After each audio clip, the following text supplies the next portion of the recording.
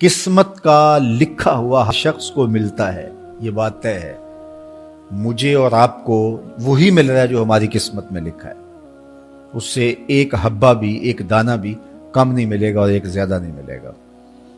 صحیح حدیث ہے، بخاری کی دیگر کتب حدیث میں موجود ہے، جب بچہ شکم مادر میں 120 دن کا ہوتا ہے تو 4 ماہ کا جب بچہ شکم مادر میں ہوتا ہے تو اس کی روح پھونکی جاتی ہے، تو فرشتہ آ کے اس کی عمر بھی لکھ جاتا ہے، اس کا شقی و سعید ہونا بھی لکھ جاتا ہے اور اس کا رزق بھی لکھ جاتا ہے۔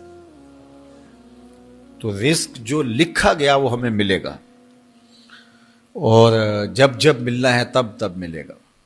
جو لکھا گیا ہے وہ بہر صورت ہمیں حاصل ہوگا۔ اب وہ جو ہماری قسمت کا رزق ہے اس کے حصول کا ذریعہ کیا ہے؟ بذریعہ حلال ملتا ہے یا اس کے ذرائع حصول کے وہ حرام ہیں؟ تو یہ اللہ کے ذکر کو چھوڑنے کی سزا یہ ہے کہ ملا وہی جو قسمت کا تھا، لیکن دولت عثمان نہ ملی، دولت قارون ملی۔ لکھا جو تھا، مقسوم تھا، ملا وہی، ایک دانہ بھی زیادہ نہیں ملا اور ایک دانہ بھی کم نہیں ملا، لیکن اس کی سزا کاٹنی پڑے گی اس لیے کہ حصول کے ذرائع حرام تھے۔ تو حضرت اکرمہ رضی اللہ تعالیٰ عنہ فرماتے ہیں کسبن حرامن، تو معیشت تنگ کیسے ہوتی ہے؟ بندہ کہتا ہے کہ یہ تو بڑا کما رہا ہے لیکن کما بذریعہ حرام رہا ہے۔ اللہ اکبر۔ بعض اوقات کچھ لوگ محنت کر کے بھی حرام کماتے ہیں۔ ہم نے دیکھا کہ اس گرمی میں جو لوگ مزدوری کرتے ہیں اور بالخصوص لوہے کی بھٹی پہ جو کام کرنے والے ہیں، کتنا سخت کام ہے، لیکن وہاں بھی جو ہے وہ چاہے 15-20 منٹ جو ہے وہ خیانت کر کے اپنے اس رزق کو حرام بنا لیں اور ناجائز کر لیں، اتنی مشقت کے باوجود بھی کیتی کتری پئی خو محمد پھر سکہ بنے زردہ۔ تو ایک سودا ایسے بھی بک جاتا اگر 2 منٹ گاہک کو دیتا، لیکن جھوٹی قسم کھا لی اور وہ لے کے چلا گیا، سودا تو بک گیا لیکن ذریعہ اس کا حرام ہو گیا۔ یہ ذرا دیکھیے، جھوٹی قسم کھانے والے کو اللہ نظر رحمت سے بھی نہیں دیکھے، اتنی بڑی سزا ہے اس کی، اور نہ بکتا کوئی اور آ کے لے جاتا۔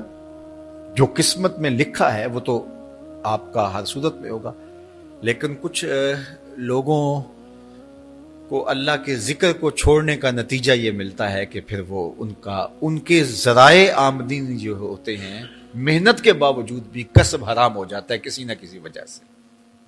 کئی لوگ دودھ اکٹھا کرتے رہتے ہیں، آخر میں ایک قطرہ پیشاب کا ڈال دیتے ہیں۔ سادہ مثال آپ کے سامنے رکھوں، کتنی محنت سے وہ کیا تھا، تو اپنی ساری محنت کو ضائع کر دیتے اور حرام کا ٹانکا لگا دیتے، ایک قطرے سے وہ سارا ضائع کر بیٹھتے۔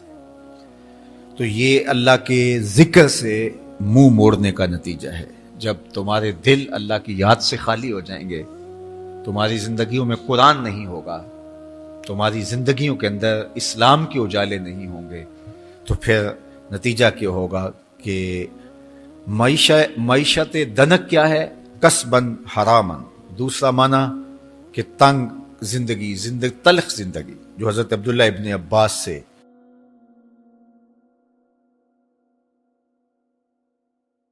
یہ امت خلیفہ بلا فصل، خلیفہ اول، امیر المومنین حضرت سیدنا ابو بکر صدیق رضی اللہ تعالیٰ عنہ کی مرہون منت ہے، ان کی احسان مند ہے۔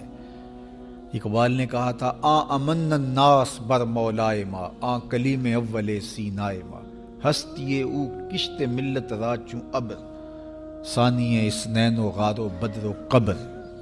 کہتے ہیں کہ وہ شخص جس نے ہمارے آقا و مولا پہ سب سے زیادہ احسانات کیے، اور میرے آقا کریم نے ارشاد فرمایا میرے اوپر جس نے بھی کوئی نیکی کی میں اس کا بدلہ چکا دیا دنیا پر ہی، لیکن ایک ابو بکر ایسے ہیں جن کی نیکیوں کا بدلہ قیامت کے دن رب ہی چکائے گا۔ یہ حضور علیہ السلام نے ارشاد فرمایا، اور پھر فرمایا ما نفعنی مال احد قط، ما نفعنی مال ابی بکر، مجھے کسی کے مال نے اتنا نفع نہیں دیا جتنا ابو بکر کے مال نے نفع دیا. اپنا سب کچھ حضور کی راہوں میں نچھاور کر دیا، مال پیش کیا، جان پیش کی، اولاد پیش کی، وقت دیا، ایک ایک سانس حضور کے نام کر دی. کہتے ہیں حضور علیہ السلام کا سایہ نہیں تھا، لیکن ابو بکر رضی اللہ تعالیٰ عنہ سایہ بن کے حضور کے ساتھ رہے، سائے کی طرح حضور کے ساتھ رہے. بدر کے ساتھی، حضر کے ساتھی، سفر کے ساتھی، غار کے ساتھی، حد ہو گئی مزار کے ساتھی. اللہ اکبر. ایک دن حضور ایسے نکل رہے ہیں مسجد نبوی سے تو کوئی لوگ داخل ہو رہے تھے، تو حضور کے دائیں ہاتھ میں ابو بکر کا ہاتھ تھا، بائیں میں حضرت عمر کا ہاتھ تھا. تو حضور ایسے دونوں کے ہاتھ پکڑ کے باہر نکل رہے تھے، تو کسی کو اندر آتے دیکھا تو اس کو دیکھ کر کے کہا قیامت کے دن ہم قبروں سے یوں ہی اٹھائے جائیں گے، میرے دائیں ہاتھ میں ابو بکر کا ہاتھ ہوگا، بائیں ہاتھ میں عمر کا ہاتھ ہوگا. اللہ اکبر. سیدہ کہول اہل الجنہ، جنت کے بوڑھوں کا سردار کہا. ابو بکر فی الجنہ، جنت کی بشارت دی. عشرہ مبشرہ میں سے پہلا نام حضرت ابو بکر رضی اللہ تعالیٰ عنہ کا ہے. فرمایا میرے 2 وزیر آسمان پہ ہیں، 2 وزیر زمین پہ ہیں. آسمان پہ میرے 2 وزیروں کا نام جبرائیل و میکائیل ہے، اور زمین پہ اوپر میرے 2 جو وزیر ہیں، ایک کا نام ابو بکر ہے، ایک کا نام عمر ہے. تو کیا شان ہے حضرت ابو بکر صدیق رضی اللہ تعالی. ہر نبی کا صحابی عظمتوں کے معراج پہ ہے، لیکن جو شان حضور کے اس جان نثار کو دی گئی ہے، اللہ اکبر. قرآن نے بھی کہا نا وَثَانِيَ اثْنَيْنِ إِذْ هُمَا فِي الْغَارِ. اللہ اکبر. 2 میں سے دوسرا، اللہ اکبر. جب وہ غار میں تھے، 2 میں سے دوسرا. اس لفظ کی خوبصورتی ملاحظہ کیجئے، 2 میں سے دوسرا. حضرت عمر کہا کرتے تھے، حضرت صدیق اکبر کا ذکر کرتے ساتھ رو پڑتے اور کہتے کہ ابو بکر میری ساری زندگی کی نیکیاں لے لیں، وہ غار والی ایک نیکی مجھے دے دیں. ساری نیکیاں زندگی کی ابو بکر لے لیں، ایک نیکی غار والی مجھے دے دیں. تو ان کی ساری نیکیاں ایک طرف اور ابو بکر کی ایک نیکی ایک طرف. اور حضرت عمر کہا کرتے تھے کاش میں ابو بکر کے سینے کا بال ہی ہوتا. کوئی کم شان ہے؟ یہ حضرت عمر کہہ رہے ہیں. یہ عمر جس کے بارے میں میرے حضور علیہ السلام نے فرمایا کہ میرے بعد اگر نبوت کا دروازہ بند نہ ہوا ہوتا، میرے بعد اگر کسی نے نبی ہونا ہوتا تو وہ عمر ہوتا. اتنی شانوں کے مالک. ان الشیطان یفر من ظل عمر، شیطان عمر کے سائے کو دیکھ کے بھاگ جاتا ہے. وہ عمر کہہ رہے ہیں کاش میں ابو بکر کے سینے پر لگا ہوا بال ہی ہوتا. یہ شان ہے، یہ عظمت ہے. سارے حضور کے صحابی عظمتوں کے معراج پر، لیکن ان کی شان ہی وکری ہے.